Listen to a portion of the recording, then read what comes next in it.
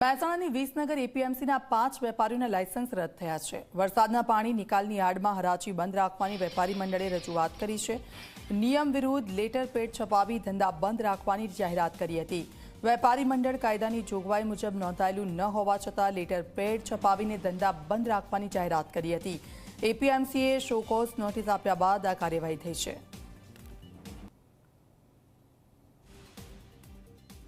તો આપ જુઓ કોના લાયસન્સ રદ કરવામાં આવ્યા છે। તો પટેલ જયંતીલાલ ચુનીલાલ તેમનું લાયસન્સ રદ કરવામાં આવ્યું છે। જેસી પટેલ એન્ડ કુ તેમનું લાયસન્સ રદ કરવામાં આવ્યું છે। એપીએમસીએ શોકોઝ નોટિસ આપ્યા બાદ કાર્યવાહી કરી છે।